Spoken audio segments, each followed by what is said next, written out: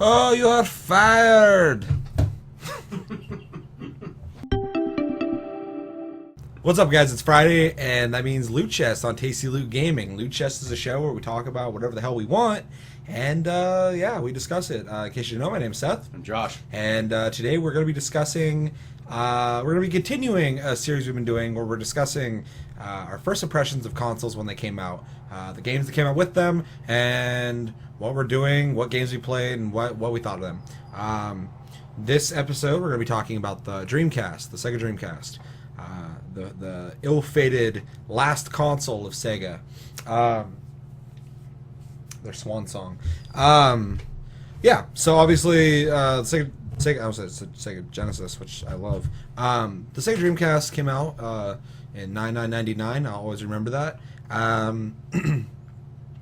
Pretty much pushed it was an in-between console between the last gen and I would say like the PlayStation 2, the Xbox. Or wait, was it between? Yeah, it was before the PS2 and the Xbox. Yeah, because it was in between the 64. You know what it is? It's exactly what Nintendo did with the Wii U. Exactly. They preemptively put it out before the Xbox One and to try and get that boost, but then they kind of put themselves in their own little world. Their own grave. Yeah. But yeah, so we're gonna discuss that. I'm gonna start this time. I think the last time you started. I don't remember. Yeah, it doesn't matter. But at that time, I was obviously a fucking wee lad, and my grandma liked to spoil me. So she was like, "When it comes out, we're gonna go get it." I was like, "Sweet." So I fucking stayed home, 99.99 that day from school, and we went to fucking Sears. I don't know if those are around the world or in different fucking states or not, but They had them and got it like fucking early morning, and I stayed home all day and fucking played it, and the thing blew my fucking mind. As dorky as it sounds, fucking first off, I thought the thing was fucking beautiful. Just looking, I was like, this thing is dope. Mm-hmm. Especially the way it looked. It was sleek as fuck. I bought 3 games for it when I first got it. That was Crazy Taxi, Sonic Adventure, and Blue Stinger. Which I think was a pretty good area of gaming, especially for the first day. Also, I was really intrigued because you could plug it into the internet. I never got. Well, we tested it later, but at first I never got to do that. But yeah, I remember the first game I fucking booted up was fucking Sonic Adventure, of course, and that game fucking was insane. Like I like. Just like running down walls at the time, the fastest speeds I've ever seen in a game, visually represented in 3D. Just the free flow, like it was such a good platformer, and it's one of the reasons why Sega or Sonic games now are so depressing. Yeah, because that game was so fun. That game was so on a shit. Yeah. Bringing Sonic into the 3D world, like did it really well. Perfect. Like, did everything I wanted out of it. Yeah, the very first level, I'll never forget it. Yeah. It's just with the whale and shit. Yeah, it's fucking gorgeous. Awesome. It's a great first impression. And then the level where you jump out of the building and you're running down and shit, and like so much cool shit, especially for the time. Like it'd be so much with it nowadays, but it's dead. Doesn't matter. And you stop hoping they'll fix it because they won't. But Blue Stinger, which was kind of like a Resident Evil before Resident Evil showed up on Dreamcast, had to do with like weird mutants and shit. An array of weapons. I don't even remember the storyline, to be honest. But yeah, I know there's vending machines where you bought ammo and guns and shit. It was very, very Japanese. Very. I think Crazy Taxi, which I mean essentially nowadays could just be a phone game. You just drive around, pick up people, and drop them off. Hey! Crazy Taxi. And it had like 4 songs on the soundtrack. All from Offspring. Bad Religion was on there. Oh yeah, 10 in 2010. I mean, so it had a pretty good soundtrack, I guess, for the 4 songs it had on there. That game, at the time, blew my fucking mind as well.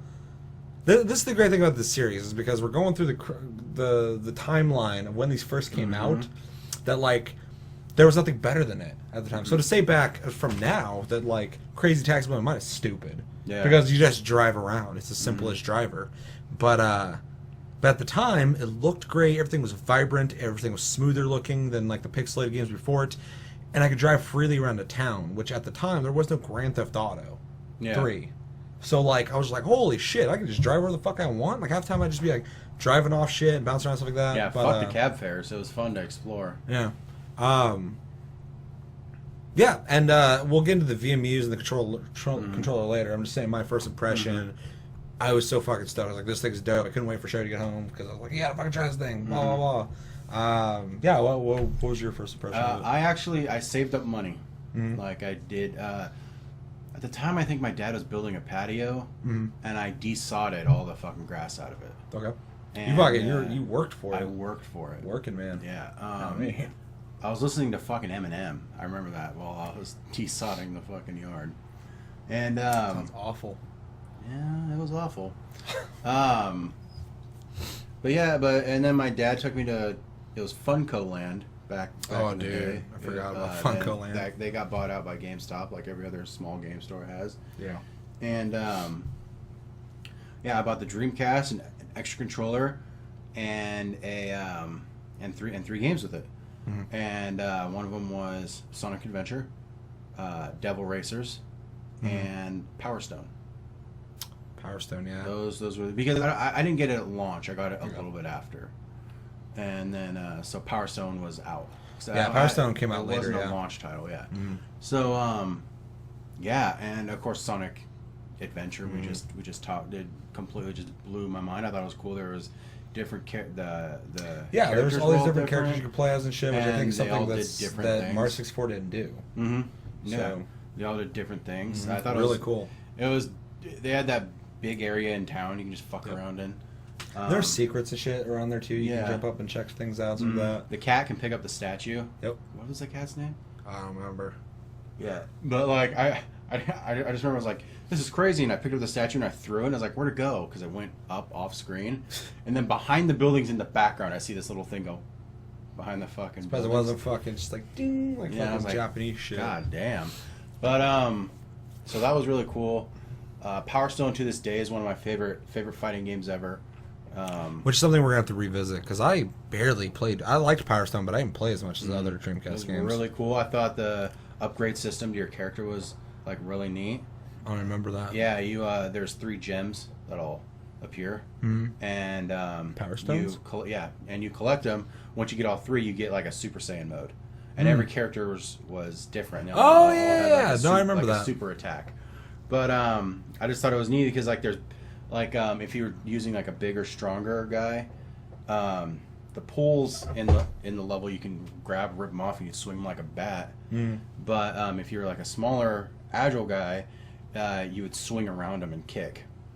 Which I was like, this is kind of neat. It's like the first time there's like a class system, like a class-based system, depending on who you're using, and so that was really, really fun. And then Devil Races to this day is one of the gnarliest like racing games I've ever played. All the tracks were really fun from what I remember. And, it was like a Mario Kart type game.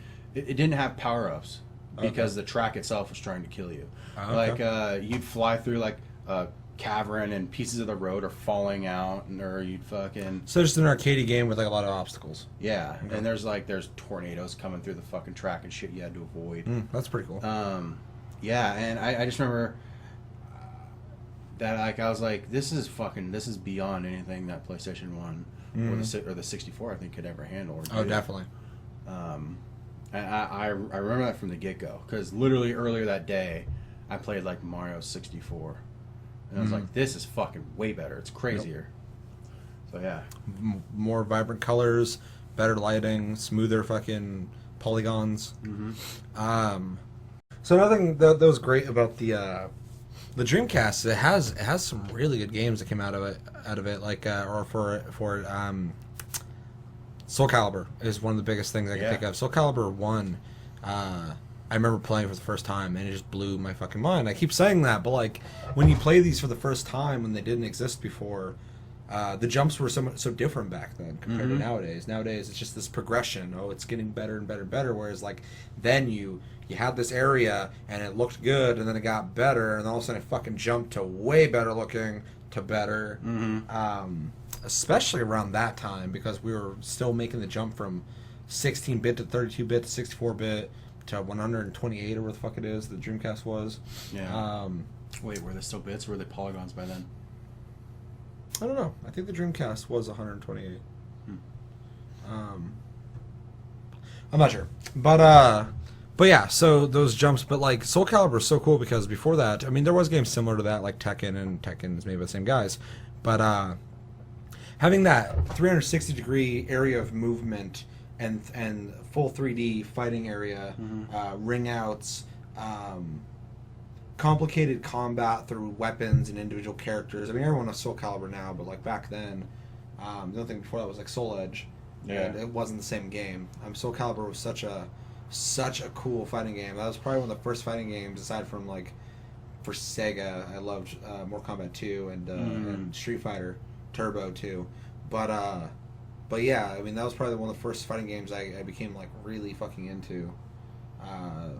After those. There was a bunch of weird games too, like fucking Seaman or whatever the fuck it was called. Yeah, that was had Leonard Nimoy in it. Where the microphone actually like came into play. And if you told him weird shit, he'd be like pissed. Like if you said something about Crash Bandicoot or something like that, he was like no or something like that, and fucking, because of course Crash Bandicoot at that time was the PlayStation mascot. Like to this, but and I had games that I haven't seen since, like Blue Stinger, Power Stone. I can't believe they never made another Power Stone. I know. I don't know if maybe it's just like in development hell or something. I really don't think like they sold it. Well, I mean, are the rights like maybe someone wants to, but they can't. But with Kickstarter out now, I figured they should do it. I think Sega still owns it though. But they have no interest because I don't think it sold that well. Yeah. I don't know a whole lot of people who played Power Stone. I know, and it's a shame because that game's fucking awesome. It was kind of like the beginning of those 3D fighters like that. That's, and not like the Tekken kind of 3D fighter, but like maps that have multiple levels, and like Enter Guys and stuff like that. Yeah, it was kind of like Smash Bros. Too because of all the objects, but in a 3D plane. Yeah. Which obviously didn't do it before Smash Bros. But I mean, it was definitely like one is still fresh, and I think a lot of games haven't really gotten into that still. I think there's very few that get into the object-based fighters. Yeah, it was like a bar brawl, pretty much. Yeah, like a brawler, yeah, for sure. Yeah, it was neat, man. You can have like big 4-player battles. Like the super moves were all really cool. Of course, everybody had their own different endings and stuff like that, depending on who they. One thing I loved about the Dreamcast is the VMU, which I now when I think in retrospect, Japanese companies are so into they treat their consoles like consoles, but they also still treat their consoles kind of like toys. And you get like some really neat peripherals, especially with Nintendo. All their consoles have some kind of peripheral. But the Sega Dreamcast had VMUs, which essentially were memory cards with screens on them and 2 buttons and the D-pad. And you plug those into your controller. You can plug in up to 2 in each controller. And you could save your data and all stuff like that. When you're playing games, you had a little screen that would do stuff. Really advanced for the time. And really inventive. They did something unique to each game.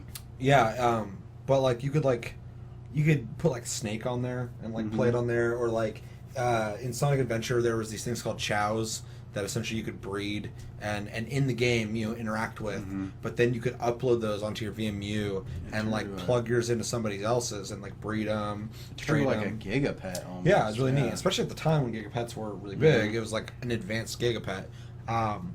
Really fucking cool. It's really depressing that even games nowadays don't do like stuff with your phone like that. Yeah. They could totally do that and they don't. Really cool social stuff. Really inventive, really cool. I always really, I didn't take my VMU around with me because I didn't know very many people who had Dreamcasts, but me and my brother both had a VMU, so we would like do some of that stuff. Really cool shit though. The controller, I really like the controller. It's probably one of my favorite controllers of all time. I remember it was really unique and comfy. Yeah, it was probably one of the most comfortable, at the time, one of the most comfortable controllers I ever held. Show to this day, still like, I don't really like it. I'm like, yeah, but back then, like, there wasn't a controller that really like, tried to contour to your hand. Yeah. We had game pads before, which were just flat fucking things with buttons on them. They weren't comfortable. No, None of them were.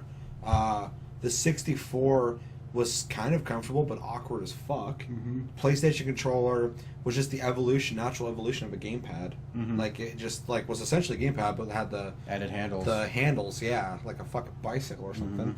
Mm-hmm. The Dreamcast was actually like you held these panels, you had triggers, and like it just worked really well. It's all compact. The only thing about it I didn't like was the cord came out the bottom for some reason. I think because of the VMU. And now I'm thinking about it in retrospect, but you could attach to the back to make it go the front. Yeah, I mean it was obviously whoever created the damn thing was like, this might be an issue. Yeah, you know, because even then even when it my biggest complaint about the Dreamcast controller was the cord. Sometimes it would slip out and it's in my crotch and I'm like, what the fuck? Well, I like it too because the little two things that held it would like eventually kind of scratch the cord up because you're pushing it in there back and forth all the time. Wouldn't hold all the time, so it would fall out. You have to push it back on there. But I mean, it wasn't that big a deal. What's any other games? Phantasy Star. Oh yeah, PSO was on there. Before it was on Before PlayStation it was 2. Yeah, it was like one of the first console MMOs. Yep. Kind of thing. Yeah, that was back when you could get on the fucking internet. I actually played PSO for a little bit on Dreamcast later, but I ended up playing more PSO on PS2. I think. What did I play PSO on? I played PSO on the Dreamcast for quite some time. And then I played Blue Burst on the GameCube. That's where I played it. Fucking GameCube. I played the shit out of that. I had like max level characters and the chainsaw swords and shit. I completely forgot about the GameCube. It's probably my favorite games for the GameCube, sadly. Dreamcast is awesome. I've just positive memories of it. It was almost like the more simple times of consoles. Everything was different. All the consoles had their own like strengths and weaknesses, and everything was like exciting. Now everything's kind of the same. Had some really cool features, physical features. Nowadays it's all digital. But yeah, I loved that console. It was fucking awesome. It had ideas you've never seen, and sometimes still don't even see to this day. Yeah, for sure. Of course, the way of the memory card's gone. But I mean, what the hell is stopping PS4 though from doing that with the Vita? I mean, imagination. I guess so. If Sony's just fucking killing it with the PlayStation 4, they're just not killing it with the Vita. So yeah, they just don't care enough. Yeah, they put it out there to compete, and now they're competing with an already established fucking 3DS and every phone that exists. Yeah. So, I mean, we all have that fucking console. That power, yeah. So, yeah, the Dreamcast to me though is just it's a special holds a special place. It's like a fucking ancient relic almost. Yeah. Because there was no continuation of it. It was just that was it. And that was it for Sega just in general. And then it just left. And they left on a good note, in my opinion. That was a really great console. I loved it. I fully agree. It did the same. Like they released it too fucking early, like the Saturn. Yeah. The Saturn did the same. Saturn thing. was released at a high price point too. Yeah. Which fucked it. Yeah. And it didn't have enough games. They supported a bunch of shit. Yeah. But we'll talk about that in another episode. Yeah. Even though I never owned a Saturn. I think we should revisit some of those Dreamcast games. Definitely. No, I'm already planning on doing that. I would like to try Power Stone because I never really got to play it a whole lot back in the day. I'd like to do like a cornucopia. Yeah. Not like a whole episode of just one game, but we play like 10, 15 minutes of We'll each just game. revisit the Dreamcast in general. Yeah. We can do that too. We can do a whole series on like consoles revisited, like how we're talking about them. Actually, like go through and play a couple games. Yeah. At a time. That'd be kind of like talk about the console, even though we don't have a Dreamcast on hand. Yeah. Which would be fucking great if we did. Oh, never mind. I almost thought my Dreamcast got destroyed, but it didn't. I sold it like an idiot when I was a kid. That's what happened to my Saturn. I was gonna blame it on Chevy because he destroyed the fucking Sega CD when we were kids, but He doesn't remember that or denies it. I was there. He did it slow and over time. Fucking tortured that thing until it couldn't handle it anymore. Kept putting discs inside of the fucking console to store them. Damn. And just packed them in there. Then he's fucking just muscle down sandwich the top them in, of it. And eventually just wouldn't shut anymore and it broke and a bunch of weird shit. But yeah, I think that's gonna do it for fucking Loot Chest. The Dreamcast was probably one of my favorite consoles of all time. Loved that thing. Yeah, it's almost hard to say bad stuff about it, to be honest. No, because it had a short life and it didn't have a whole lot of games compared to other consoles. Yeah. I was about to say, the PlayStation has a bigger legacy of just great games that you can't fucking deny. The original Xbox has some very early games that just have turned into huge things. The Dreamcast doesn't, but the Dreamcast just kind of existed. It was a pleasant time, and then it just died. Yeah, maybe it didn't have a chance to disappoint. Just didn't have exactly. the time. It was there. It was fun. It was gone.